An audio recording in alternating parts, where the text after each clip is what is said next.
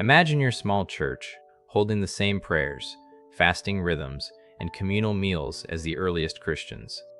What if those ancient patterns could breathe new life into your gatherings today? Let's explore this bridge.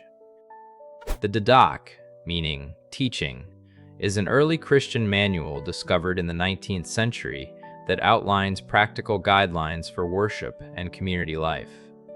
It provides a living blueprint for contemporary faith communities.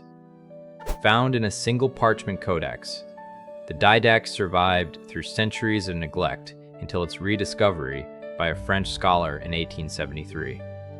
Its survival reminds us that early Christian wisdom can endure. Its instructions cover 4 pillars: how to pray, when and how to fast, the rite of baptism, and the practice of shared meals. These pillars are not abstract. They were meant for everyday church life. Prayer is divided into 2 parts: thanksgiving to God and petitions for need. The Didache advises a simple, heartfelt structure that can be easily remembered by all members. A modern small church could begin each service with a brief prayer of gratitude for the gathering, followed by a short petition for guidance and protection over the community. Try this.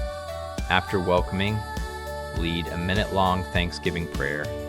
Then invite each member to silently state one personal request before you continue with the sermon. Fasting is presented as a disciplined yet compassionate practice, not a deprivation, but a focused act of humility. The Didache recommends fasting once a week or on specific holy days. On the first Sunday after Easter, your church could observe a midday fast before the communal meal, allowing everyone to experience spiritual sharpening together.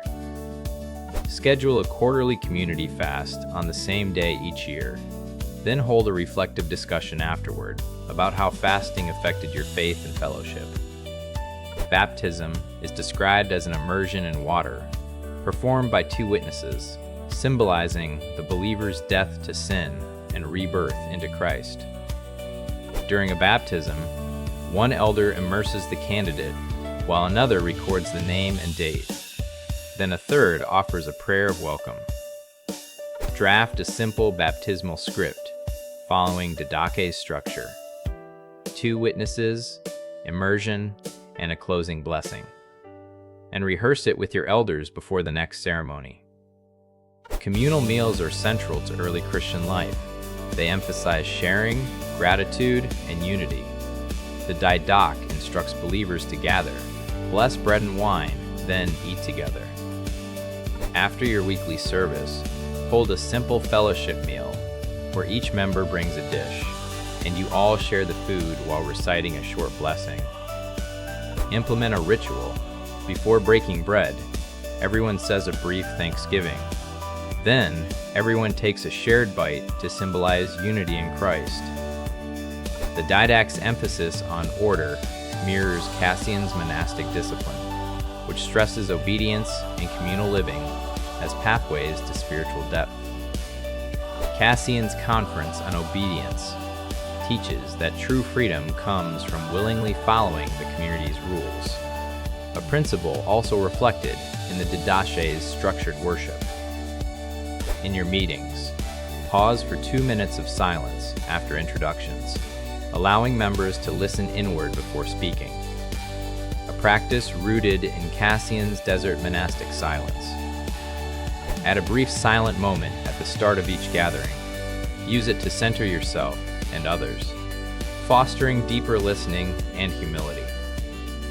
Humility is central in both texts. Small churches can practice by giving space for all voices, recognizing that leadership is a service.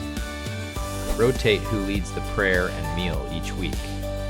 This egalitarian rhythm mirrors the Didache's call to shared responsibility. Create a simple schedule, listing members in alphabetical order for leading prayers, meals, and fasting reminders. Update it monthly so everyone knows their turn.